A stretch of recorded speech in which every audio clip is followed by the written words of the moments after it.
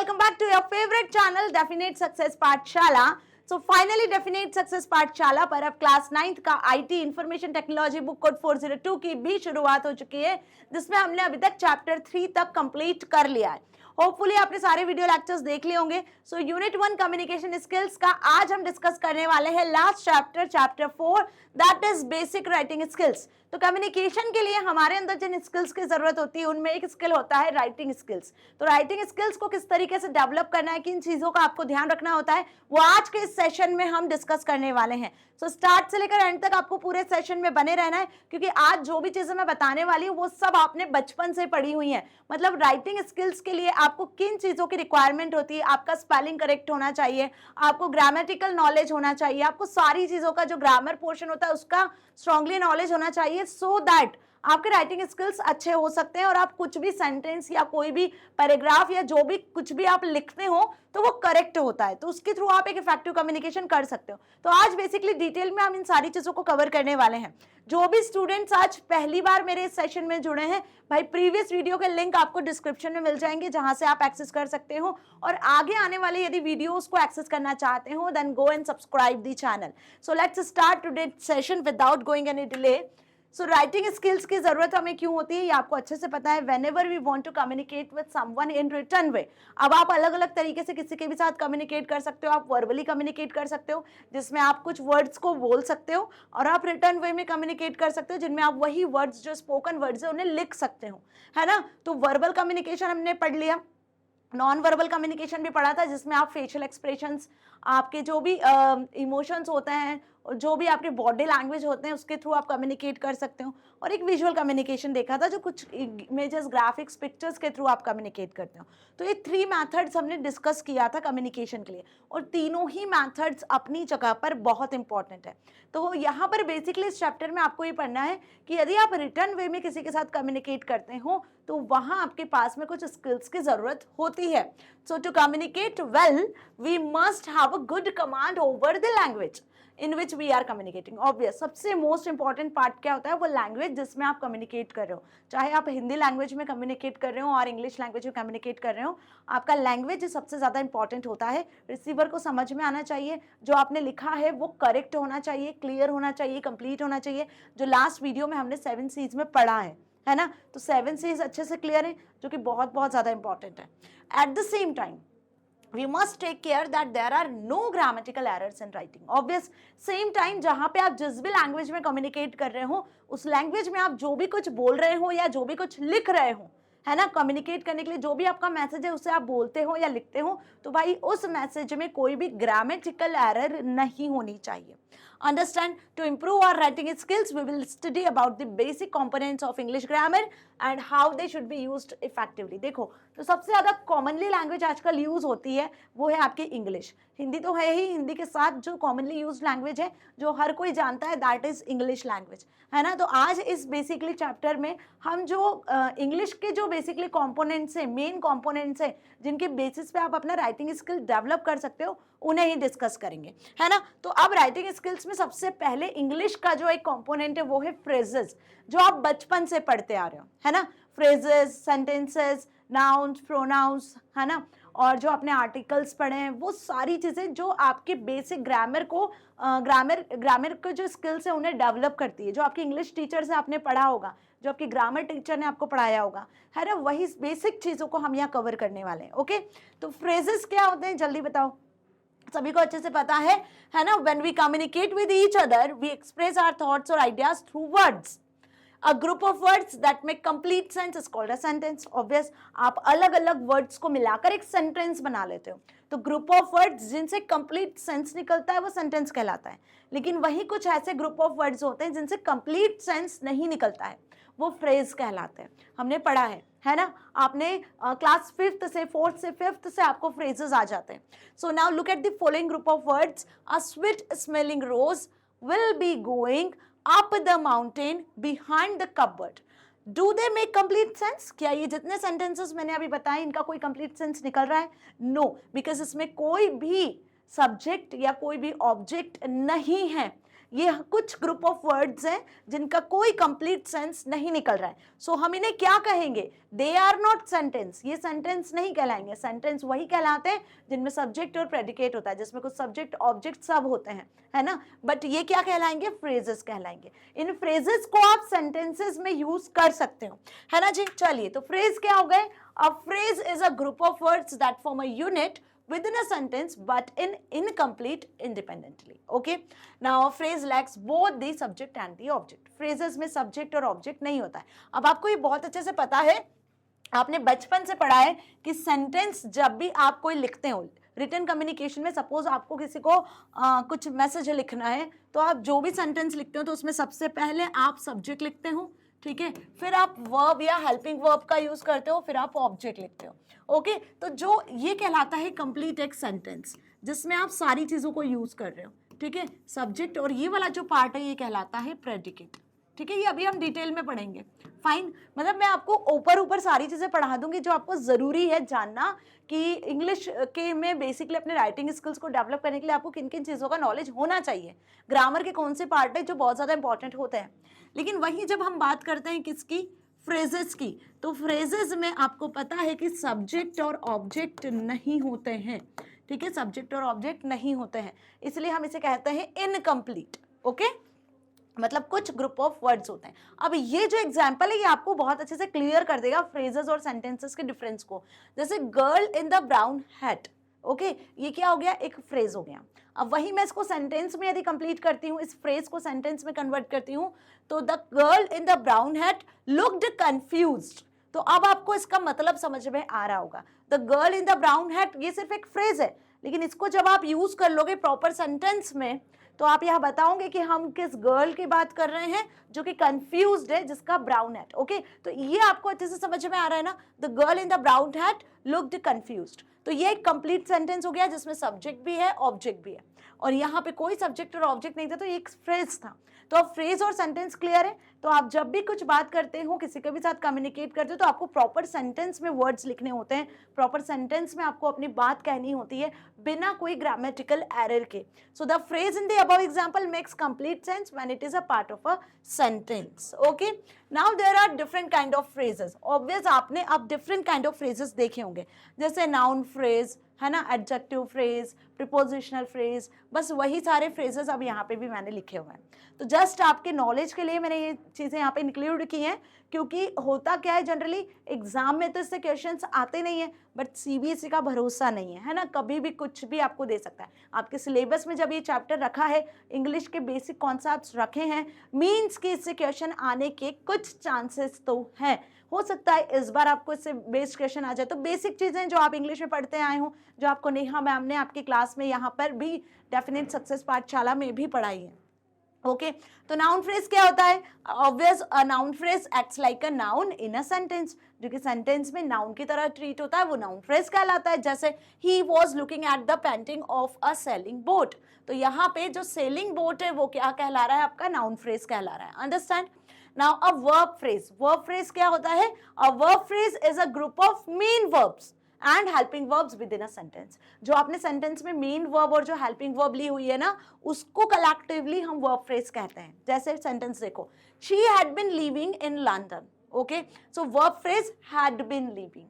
यहाँ पे जो हैड बीन लिविंग है, मतलब आप बात करो हैड बीन और लिविंग, हेल्पिंग वर्ब और वर्ब, इन दोनों के कलेक्टिवली ग्रुप को हम क्या कहेंगे? दोनों को मिलाकर क्या कहेंगे? वर्ब फ्रेज कहेंगे। तो हैड बीन लिविंग क्या बन जाएगा? एक वर्ब फ्रेज बन जाएगा, क्योंकि वर्ब की तरह यहाँ पे एक्ट कर रहा है। ओके, नाउ एडजेक्टिव फ्रेज क्या होता है? अब एडजेक्टिव अच्छे से पता है, नाउन और प्रोनाउन की विशेषता को जो चीजें बताती है ना। तो adjective phrase is built around an adjective and consist of adjective और आर्टिकल्स। एग्जाम्पल से समझो, he has lead a very interesting life.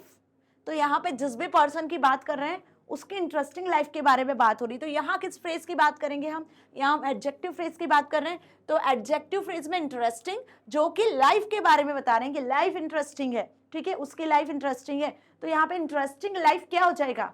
Interesting जो होगा बेसिकली वो एडजेक्टिव फ्रेज कहलाएगा। ओके, तो जो एडजेक्टिव से मिलकर बन रहा है वो एडजेक्टिव फ्रेज है। Now adverbial phrase is built around an adverb by adding words before or after it. जैसे the economy recovered very slowly, जो इकोनॉमी है वो बहुत धीरे धीरे रिकवर हो रही है, रिकवर होती है। तो अब यहाँ पे आप क्या बताओगे, वेरी स्लोली बेसिकली यहाँ पे क्या कहलाएगा, एडवर्बियल फ्रेज कहलाएगा। तो noun, pronoun, adjective, adverb, preposition, ये तो आपको अच्छे से क्लियर है ना, बहुत बेसिक चीज है इंग्लिश में।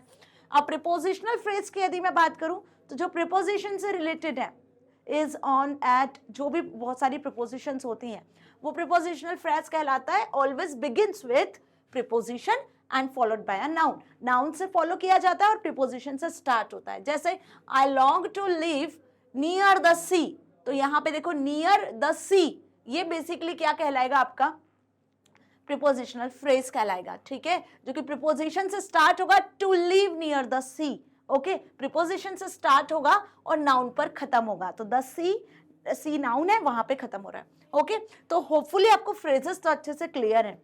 अब ये जो फ्रेजेस होता है इनका कंप्लीट सेंस नहीं होता है, ठीक है, इन फ्रेजेस को आप एक सेंटेंस में यूज करते हो जब उस सेंटेंस का कंप्लीट सेंस निकलता है।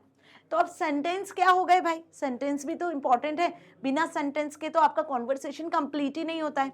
किसी के भी साथ आप कुछ बातचीत करते हो तो सेंटेंस के साथ ही बात करते हो ना, प्रॉपर सेंटेंस लिखते हो तभी तो, कोई फॉर्मल इनफॉर्मल लेटर या एप्लीकेशन भी लिखते हो तो उसमें आप छोटे छोटे सेंटेंसेस लिखते हो जो भी बात आप कहना चाहते हो।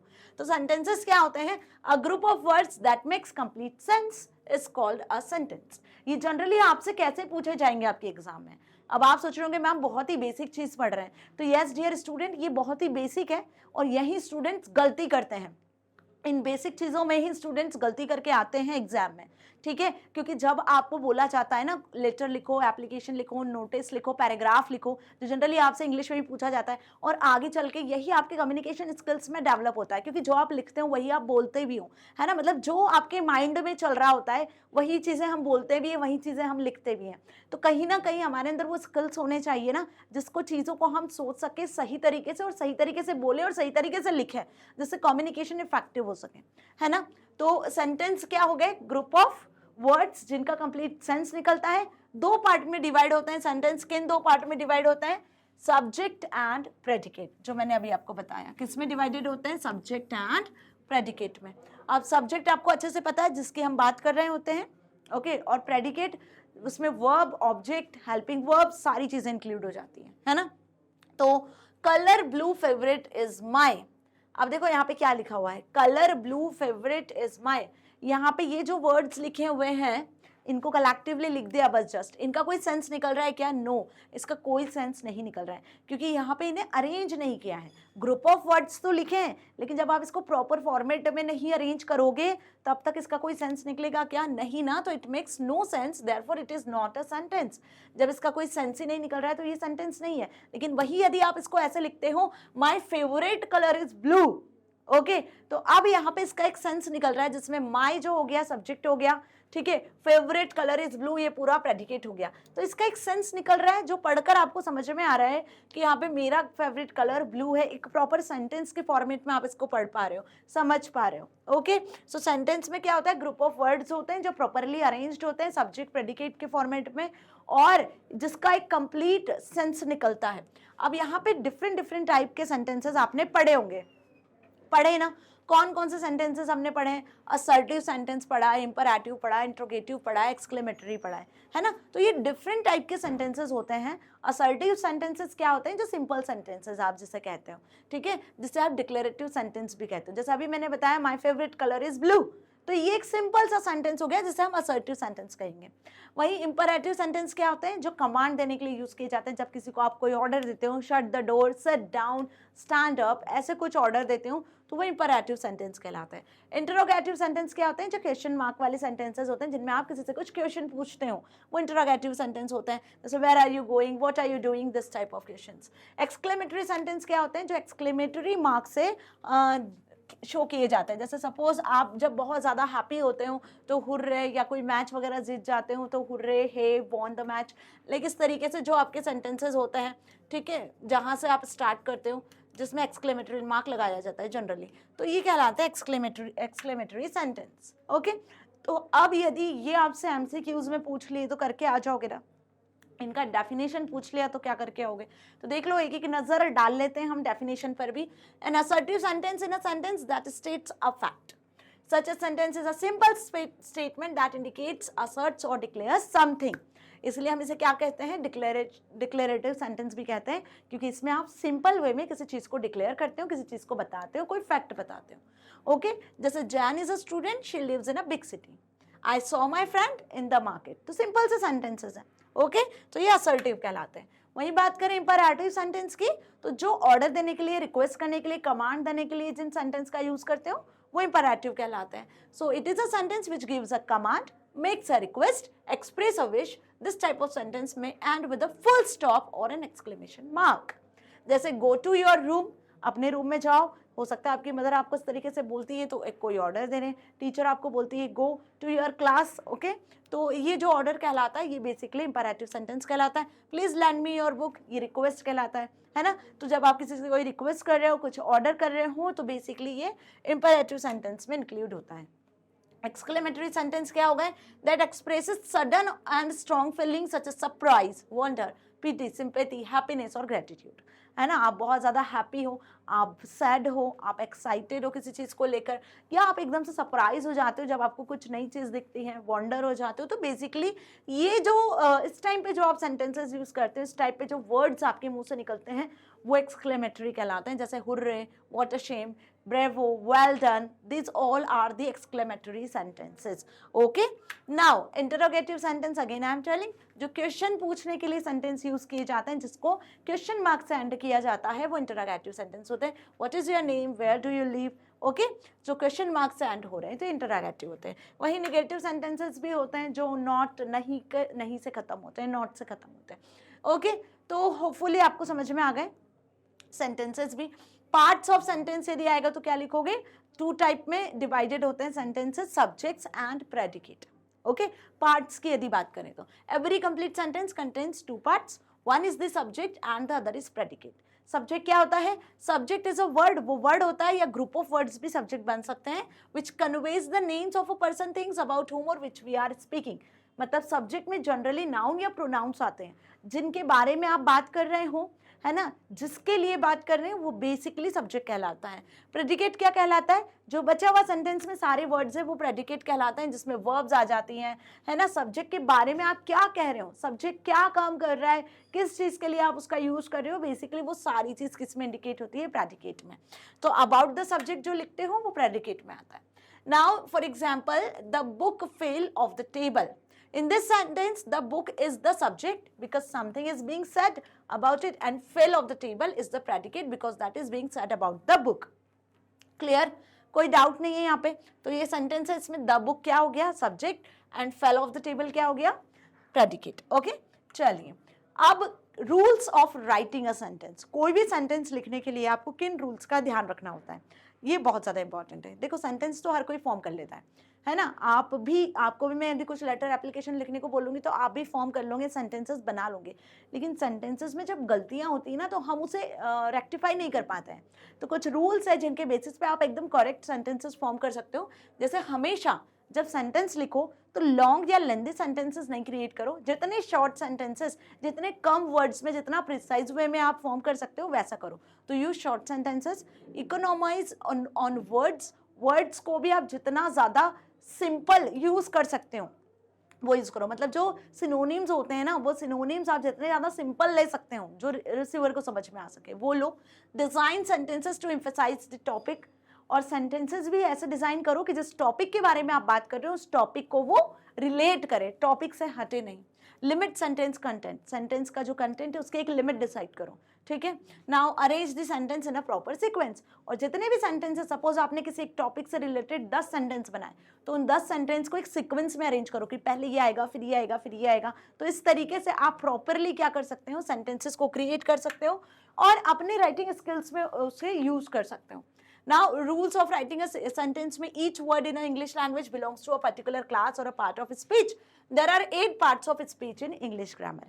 अब यदि मैं parts of speech की बात करूं देखो पार्ट्स ऑफ सेंटेंस की बात करी थी हमने तो सब्जेक्ट और प्रेडिकेट पढ़ा था, लेकिन वही पार्ट्स ऑफ स्पीच की बात करते हैं तो डिफरेंट टाइप के पार्ट्स ऑफ स्पीच होते हैं जो बचपन से आपने पढ़े हैं, noun, pronoun, verb, adverb, adjective, preposition, conjunction, interjection, है ना।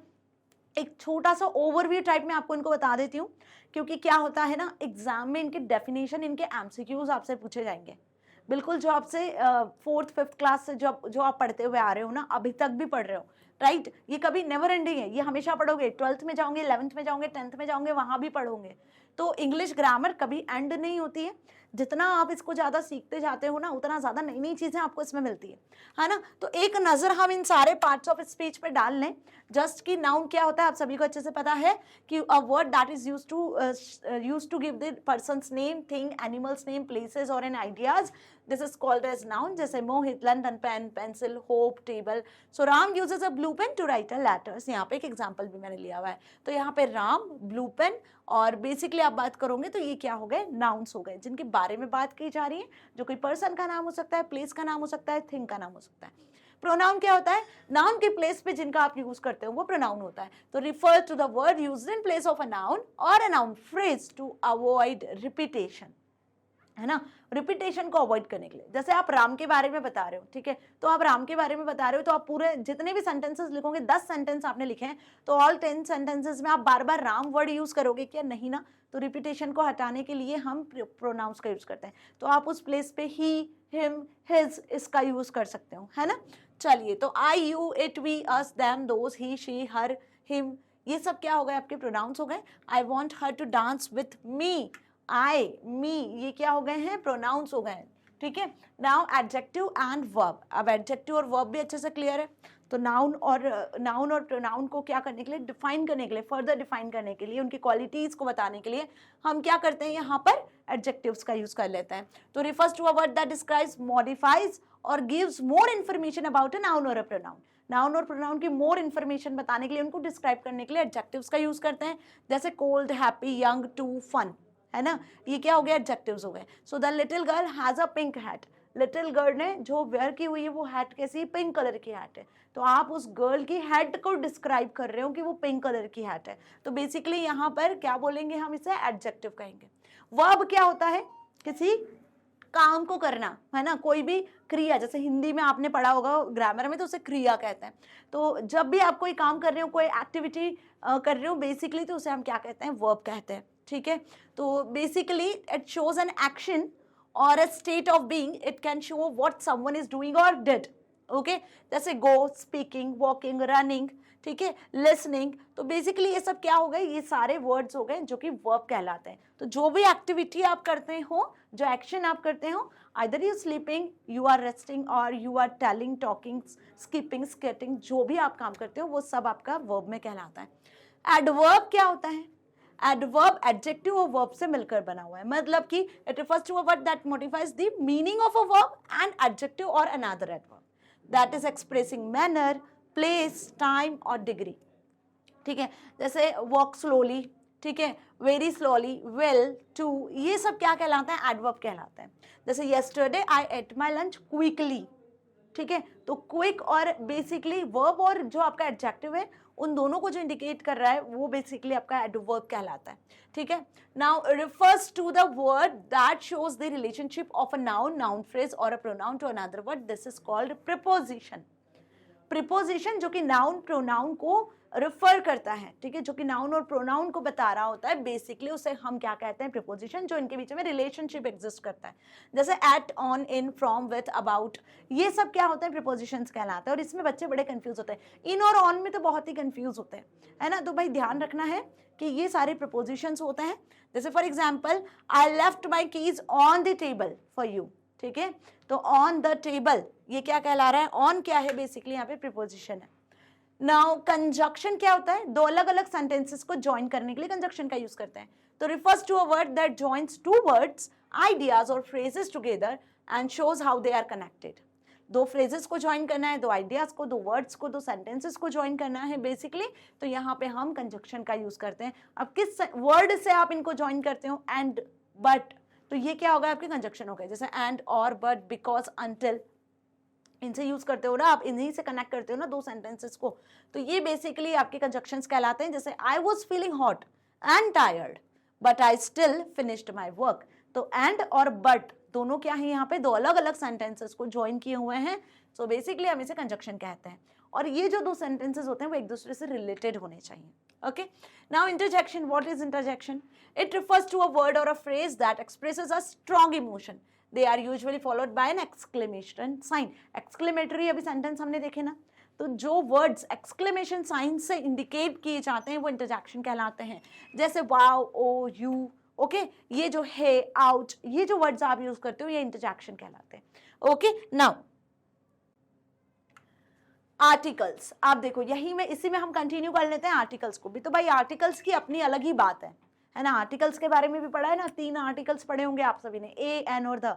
इन्हें 2 टाइप्स में इंक्लूड कर देते हो, डेफिनेट, इनडेफिनेट आर्टिकल्स। तो भाई आर्टिकल्स होते क्या, हर साल पेपर में आते हैं। मैं आप हर क्लास में आप देख लो, चाहे आप 8th में हो, 9th में हो, 7th में हो, 6th में हो, 10th में भी जाओगे, 11th 12th में भी जाओगे, आर्टिकल्स आपका पीछा नहीं छोड़ेंगे। आपसे एग्जाम में 2 नंबर में 3 नंबर में जरूर पूछे जाएंगे, है ना। ऐसे ही आपके जो ये अभी हमने फ्रेजेस देखे, फ्रेजेस भी एवरी ईयर किसी भी आप एक क्लास में रहो, फ्रेजेस भी आपसे पूछे जाते हैं। नए नए फ्रेजेस आजकल तो बहुत सारे आ गए हैं मार्केट में, नए नए फ्रेजेस डेवलप हो चुके हैं जो कि आप यूज करते हो, है ना। Now an article is a word use to modify a noun. Article क्या होते हैं, नाउन को मॉडिफाई करने के लिए यूज किए जाते हैं। That is a person, place, object और idea. There are 2 different types of articles that are used in writing a conversation, like indefinite article और डेफिनेट आर्टिकल। अब ये क्या होता है, इनडेफिनेट में क्या आते हैं और डेफिनेट में क्या आते हैं। तो इनडेफिनेट आर्टिकल में हम 2 आर्टिकल्स का यूज करते हैं, दैट इज ए और एन, है ना। ए और एन 2 आर्टिकल्स पढ़ते हो, किसी भी वर्ड के आगे, कोई नाउन के आगे आप ए या एन का यूज कर लेते हो, है ना। तो ये इनडेफिनेट होते हैं। अब किन वर्ड के आगे आप ए लगाते हो, किन के आगे एन लगाते हो, ये अब आपको तो मुझसे ज्यादा अच्छे से पता होगा, है ना। आपको पता है अच्छे से कि जो कॉन्सोनेंट्स होते हैं उनके पहले हम ए का यूज कर लेते हैं, जो कॉन्सोनेंट की तरह वर्ड साउंड करते हैं उनके आगे ए यूज कर लेते हैं, और जो वोवेल्स की तरह साउंड करते हैं वर्ड्स उनके बिफोर हम एन का यूज करते हैं, जैसे एन एप्पल, है ना, अ पेन, इस तरीके से। तो बस वही सारी चीज लिखी हुई है। ए और an are 2 indefinite articles. A is used before a singular countable noun when it is mentioned for the first time. ठीक है, और भी बहुत सारे रूल्स होते हैं, यहाँ तो मैंने कुछ ही लिखे हुए हैं क्योंकि ये हम बचपन से पढ़ते आ रहे हैं और इंग्लिश में आपने काफी डिटेल में से पढ़ा होगा इंग्लिश ग्रामर में। तो यहाँ मैंने बहुत बेसिक सी चीजें लिखी हुई हैं जो आपसे एग्जाम में पूछी जा सकती है ना। और इसके आने के 100% चांसेस नहीं है। इस चैप्टर से जो आपसे 100% पूछा जाएगा वो होगा 7 C's, और ये आपसे मैं बात कर लूँ 50% इसके चांसेस होंगे आपके एग्जाम में आने के, वो भी एमसीक्यू में, वो भी एमसीक्यूज जो होते हैं उन्हें में आपसे पूछ लेंगे, एंड होपफुली आप बता ही दोगे क्योंकि इजी है, पार्ट है बिल्कुल। तो जैसे I saw a lion in the zoo today, okay, तो आप देखो a lion, clear, a beautiful flower, a lot of, a few, इन सभी में लायन, ब्यूटीफुल, लॉट और फ्यू, इन सभी में आप जो इन वर्ड का जो साउंड है वो कैसा निकल रहा है, कॉन्सोनेंट के साथ में। कॉन्सोनेंट तो क्लियर है, तो इनके बिफोर हमने क्या लगा दिया, अ। वही एन की बात करें तो an performs the same function as a, but an is used before the singular countable nouns which begin with the vowel sound. तो वोवेल साउंड से जो बिगिन होता है, जैसे ए, ई, आई, ओ, यू, इन साउंड से जो बिगिन हो रहे हैं उनके पहले हम एन लगा देते हैं। जैसे ही eight an apple, Apple A sound से बिगिन हो रहा है तो एन लगा दिया। वही N orange, an actor, an umbrella, clear. तो ये भी क्लियर है, ए एन। बच्चे बट फिर भी इसमें कंफ्यूज्ड होते हैं। जैसे ऑनेस्ट, HONEST, कॉन्सोनेंट से स्टार्ट हो रहा है एच से, लेकिन हम इसके आगे एन लगाते हैं। क्यों? क्योंकि इसको जब आप प्रोनाउंस करते हो तो साउंड आपको क्या सुनाई दे रहा है, वोवेल, है ना। ऑनेस्ट, एच साइलेंट होता है, ओ को पढ़ते हो, ओ क्या कहलाता है आपका, वोवेल कहलाता है ना। साउंड आपका जो आ रहा है वो ओ साउंड आ रहा है, वो वोवेल है, तो उसके पहले हम एन लगाते हैं। तो ऐसे कुछ एग्जाम्पल्स भी हैं जो पूछे जा सकते हैं। Now a and an have the same meaning, but the difference between is that use a when the next word and starts with consonant sound, and when n with the next word starts with vowel sound. तो ये consonant sound के आगे a लगाते हो, vowel sound के आगे आप क्या लगा देते हो, n लगा देते हो। एग्जाम्पल्स आपके सामने, a book, a frog, a car, a lemon, a dog, a truck, an apple, an orange, an egg, an umbrella, an insect, an actor. Okay? Now, definite article में सिर्फ एक ही आर्टिकल आता है, ध्यान रखना, that is the, THE, the एक ही article होता है जो कि डेफिनेट होता है। अब ये डेफिनेट क्यों होता है, बिकॉज आपको ये अच्छे से पता है यहाँ पे हम किसी एक पर्टिकुलर चीज की बात कर रहे होते हैं जो रिपीट नहीं होती, जिसका जैसा दूसरा कोई और नहीं होता है। जैसे गंगा रिवर, एक ही है पूरे वर्ल्ड में, कहीं और दूसरी गंगा रिवर तो नहीं है ना, ताजमहल पूरे वर्ल्ड में एक ही है। So the definite article the can be used with both countable nouns, singular as well as plural and uncountable nouns. It's main used to specify a person, a place or a thing. It is used when the noun that follows is already known. Okay? For example, there is a duster on my desk. Get me the duster.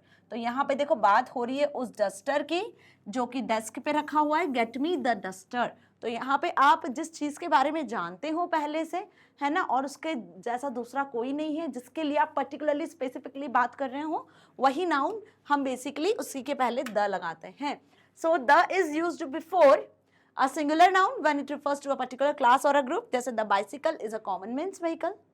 The name of rivers, mountain ranges, gulfs, seas, ocean, group of islands, name of ships, etc. जैसे the Ganga, the Himalayas, the Indian Ocean, है ना। name of countries like the United Kingdom, the United States of America, जिनके जैसा दूसरा कोई नहीं है, जो सिंगल है, इंडिविजुअल है ना। आई बात समझ में? Now, the names of religious books जैसे the Ramayan, the Vedas, the Gita, the Bible। उसी तरीके से जो होटल्स, म्यूजियम्स, सर्टेन बिल्डिंग्स वगैरह जो होती हैं, Ashoka hotel, central bank, ministry of defence, the Taj Mahal, the red fort. Clear? और वहीं कुछ न्यूज़पेपर्स और मैगजीन्स के भी नाम के पहले आप द लगा सकते हैं, जैसे the times of India. Clear? Now hopefully आपको ये अच्छे से क्लियर हो रहा है। द सुपरलेटिव्स ऑफ एडजेक्टिव्स, इनके बिफोर भी आप द लगा सकते हो, जैसे कोई बॉय है उसकी क्वालिटी आप बता रहे हो कि भाई ये बेस्ट बॉय है, तो आपने बोला द बेस्ट बॉय, है ना। द वर्स्ट थिंग, कुछ चीजें बिल्कुल अच्छी नहीं होती तो आप उसके आगे बता सकते हो कि यही चीज बेकार है, ये अच्छा नहीं है, तो आप उसके पहले बताओगे कि द वर्स्ट थिंग, द लगाओगे, है ना। डिस्क्राइब करने के लिए जो descriptive adjective referring a whole group of class, वहां भी आप लगा सकते हो द, जैसे कि the rich refers to a people who are rich, the poor refers to the poor people, okay, who are poor. Name of races and communities, जो communities के नेम होते हैं उनके पहले भी द लगा सकते हो, जैसे सिख, हिंदू, मुस्लिम, तो the Sikhs, the Hindus, the Muslims, the Chinese. Okay, कुछ अनकाउंटेबल नाउन्स होती हैं उनके पहले भी आप द लगा सकते हैं, जैसे I like to run in the grass, तो in the grass, grass uncountable है। ओके, तो बेसिकली आपको क्लियर हुआ। अब आ जाते हैं हम इस चैप्टर के लास्ट टॉपिक पर, दैट इज पैराग्राफ राइटिंग। अब आपको फ्रेजेस के बारे में पता चल गया, सेंटेंसेस के बारे में पता चल गया, आर्टिकल्स आपको पता चल गए। ये कुछ नॉर्मल जो ग्रामर्स के पोर्शन हैं जो बेसिकली सेंटेंसेस को फॉर्म करने के लिए यूज किए जाते हैं, जिनका नॉलेज होना बहुत जरूरी है। कुछ बेसिक्स है जिनका नॉलेज होना बहुत बहुत ज्यादा जरूरी है, तभी आप प्रॉपरली सेंटेंस फॉर्म कर सकते हो। और ऐसे कुछ सेंटेंसेस होते हैं जिनको ज्वाइन करके आप एक पैराग्राफ बना सकते हो, जो किसी न किसी पर्टिकुलर टॉपिक के लिए होता है। तो पैराग्राफ राइटिंग में आप क्या करते हो, पैराग्राफ राइटिंग में आपको एक टॉपिक दिया रहता है जिस पर आपको एक पैराग्राफ लिखना होता है। अब इसको लिखने के भी अपने तरीके होते हैं, जो आपने जनरली 7th 8th में 9th में भी आप पैराग्राफ राइटिंग करते होंगे, है ना। इंग्लिश में आपसे पूछा जाता है, इंग्लिश ग्रामर में, इंग्लिश के पेपर में। So in the English language the fundamental unit of composition is the paragraph. It consists of several sentences that are grouped together and discuss one main subject. इसमें बहुत सारे sentences होते हैं, सारे sentences एक दूसरे से क्या होते हैं, लिंक्ड होते हैं। मतलब आपको एक मेन टॉपिक दिया जाता है, उस मेन टॉपिक पे आपको बहुत सारे सेंटेंसेस बनाने होते हैं और उन सेंटेंसेस को कुछ इस तरीके से अरेंज करके, ग्रुप करके लिखना होता है जो उस टॉपिक को डिफाइन कर सके। So before you begin writing our your paragraph, you must have clear idea of what a paragraph is going to about and you should have a topic to write on. तो जब आप paragraph writing लिखना शुरू करते हो तो उसके पहले आपको अपने माइंड में एक चीज़ क्लियर होनी चाहिए कि आप किस टॉपिक पे लिख रहे हो और क्या लिख रहे हो, और आपको अब इस टॉपिक के बारे में क्या लिखना चाहिए। Without a definite idea of what the main topic is, your paragraph will lack of focus, clarity and unity. Okay? मतलब यदि आप बिना फोकस किए कोई पैराग्राफ को लिखते हो तो उसमें क्लैरिटी नहीं होगी, एक यूनिटी नहीं दिखेगी, रिलेटेड नहीं दिखेंगे सारे सेंटेंसेस, आप कुछ भी लिखोगे, है ना। तो फोकस करके टॉपिक पे आपको पैराग्राफ लिखना होता है। अब पैराग्राफ राइटिंग के कुछ रूल्स होते हैं, जैसे सेंटेंसेस के कुछ रूल्स होते हैं। Give the paragraph unity, paragraph को एक यूनिटी प्रोवाइड करना। कीप द पैराग्राफ शॉर्ट, जितना शॉर्ट एंड स्वीट लिखोगे उतना ज़्यादा आपका जो राइटिंग स्किल्स होगा वो परफेक्ट होगा, मतलब आप जो इफेक्टिव कम्युनिकेशन करना चाह रहे हो वो पॉसिबल होगा। Make use of topic sentences, जब भी आप पैराग्राफ लिखो तो जो टॉपिक पे आप पैराग्राफ लिख रहे हो टॉपिक का नाम जरूर लिखना है और सेंटेंसेस में उस टॉपिक को यूज करना है। Leave out unnecessary details, topic से रिलेटेड ही चीज़ें लिखना है, टॉपिक से अनरिलेटेड चीज़ें जो है उसको आप छोड़ सकते हो. Give the paragraph movement. Okay, now and the paragraph with the concluding sentence. तो ऑब्वियस सी बात है, जब भी पैराग्राफ लिख रहे होते हो तो क्या लिखते हो भाई, सबसे टॉप पर आप पैराग्राफ का टॉपिक लिखते हो, आपको अच्छे से पता है टॉपिक आता है ना. फिर आप अपने पैराग्राफ में छोटा सा एक इंट्रोडक्शन पार्ट रखते हो, 1 या 2 सेंटेंस में आप इस टॉपिक को इंट्रोड्यूस करते हो. फिर इसके बारे में कुछ डिटेल लिखते हो, वो भी ब्रीफ में ही, है ना, इन शॉर्ट या ब्रीफ में ही इस टॉपिक को डिटेल में बताते हो, है ना. अब इसमें ब्रीफ में आप इस टॉपिक के फीचर्स ऐड कर सकते हो, उसे और डिस्क्राइब कर सकते हो कुल मिला के, ठीक है. एट लास्ट आप क्या करते हो, कंक्लूड कर देते हो. आपका जो भी टॉपिक था उसे आप कंक्लूड करते हो 2 या 3 सेंटेंसेस में. तो इस तरीके से मिला के हम क्या करते हैं, एक पैराग्राफ राइटिंग क्रिएट कर सकते हैं. सो जब भी आप कोई पैराग्राफ लिखो तो देखो यहाँ पे सारे पॉइंट्स लिखे हुए हैं कि इंट्रोडक्शन लिखना है, जो भी टाइटल दिया है उसका इंट्रोडक्शन, देन फिर उसको एक्सप्लेन करना है आपको, और जो एक्सप्लेनेशन है जो मैंने बताया कि आपको ब्रीफ में एक्सप्लेनेशन देना है, डिटेल लिखना है, उसमें आपका कंटेंट आएगा, एक्सप्रेशंस आ जाएंगे जिसमें आपके ग्रामर, स्पेलिंग, फ्लुएंसी सारी चीज़ें इंक्लूड होगी. एक सिक्वेंसिंग, किस किन सेंटेंसेस को आपको किस सिक्वेंस में रखना है, और लास्ट में आता है कंक्लूजन. ओके, तो ये एक प्रॉपर फॉर्मेट होता है पैराग्राफ लिखने का. तो सपोज यहाँ पे आपको एक पैराग्राफ दिया हुआ है, ये आपकी बुक में भी दिया हुआ है, लिखा हुआ है इस तरीके से. यदि आप इसे देखोगे तो टॉपिक है डिसिप्लिन, और यहाँ पे डिसिप्लिन का पहले बताया है मतलब, और फिर डिसिप्लिन को हम हमारी लाइफ में कैसे करते हैं, है ना, इससे क्या इसके फीचर्स हैं, क्या बेनिफिट आपको मिलता है, किन किन स्टूडेंट्स को कैसे आपको डिसिप्लिन को अपनी लाइफ में उतारना है, और चाइल्डहुड से ही आपको डिसिप्लिन को यूज़ करना होता है जिससे आप सक्सेस को अचीव कर सकते हो अपनी लाइफ में. तो ऐसा कुछ कुल मिला के इस पूरे पैराग्राफ में लिखा हुआ है. तो जितना शॉर्ट और स्वीट पैराग्राफ आप लिखोगे, जितना ज़्यादा इजी वर्ड्स का यूज़ करोगे, उतना ही ज़्यादा इफेक्टिव आपका कम्युनिकेशन होगा, और सामने वाला जो रीडर है वो इसको पढ़ने में भी इंटरेस्टेड होगा. ओके, तो रिपीटेटिव वर्ड्स का यूज़ नहीं करना है, जो जो मैंने अभी बताया वो चीज़ ध्यान रखना है. तो बेसिकली यदि देखा जाए तो इस चैप्टर में राइटिंग स्किल्स को डेवलप करने के लिए आप जो भी कम्युनिकेशन जैसा भी करते हो, either you speak some words और सेंटेंसेस और यू राइट सम वर्ड्स और सेंटेंसेस, आपके पास ग्रामेटिकल नॉलेज होना ज़रूरी होगा, तभी आपके अंदर writing skills as well as speaking skills develop हो पाएंगे, है ना. क्योंकि जो आप सोचोगे वही आप बोलोगे, वही आप लिखोगे. तो भाई सबसे पहले आपके पास तो थिंकिंग एबिलिटीज़ होनी चाहिए, और उसके लिए आपको क्या करना है, उसके लिए आपको सबसे ज़्यादा खुद पर फोकस करना होगा. आपको कैसे खुद के अंदर पर्सनालिटीज़ को डेवलप करना है, जिसमें आपका वर्बल, नॉन वर्बल, और साथ ही आपका body language, gestures, postures, everything will be counted ना. चलिए, तो मिलेंगे आप नेक्स्ट सेशन में. होपफुली आपको अच्छे से समझ में आया. इस चैप्टर से 7 C's के अलावा और बहुत ज़्यादा कुछ नहीं पूछा जाता है. पूरा बेसिक है जो आप बचपन से लेकर अभी तक पढ़ते हुए आए हो. मतलब फर्स्ट क्लास से आपने नाउन प्रोनाउन पढ़ना शुरू किया होगा, और अभी तक भी आप फ्रेजेस और सेंटेंसेस और आर्टिकल्स वगैरह, पैराग्राफ राइटिंग, और अभी तो आप ईडियम्स, डायरेक्ट इनडायरेक्ट स्पीचेस पर भी आ गए होंगे. तो भाई यही सारी चीज़ें आपके इस चैप्टर में इंक्लूड की गई हैं. तो 7 C's बहुत अच्छे से कर लेना. बाकी ये सारी चीज़ें तो बहुत मिनिमल आपसे पूछी जाती है एग्जाम में. अब नेक्स्ट सेशन से हम स्टार्ट करने वाले हैं आपका पार्ट बी का फर्स्ट चैप्टर. ठीक है, जैसे स्टूडेंट्स ने रिक्वेस्ट मुझसे किया था कि मैम पार्ट बी का फर्स्ट चैप्टर शुरू कर दो, हमारे एग्जाम्स में आएगा, हमारे फॉर्मेटिव असेसमेंट में आएगा. तो भाई बिल्कुल, अब यूनिट 1 हमने कंप्लीट कर लिया है, कम्युनिकेशन स्किल्स. तो अब मैं मूव करूंगी आपकी बुक के पार्ट बी के फर्स्ट चैप्टर की तरफ, एंड वापस हम फिर इस पर आएंगे और आगे के यूनिट्स को कवर करेंगे. ठीक है, तो फर्स्ट यूनिट पार्ट बी का भी कंप्लीट कर लेंगे, देन उसी के साथ फिर हम पार्ट ए को कंटिन्यू करेंगे. सो मिलेंगे नेक्स्ट सेशन में. Till then stay happy. Thank you so much.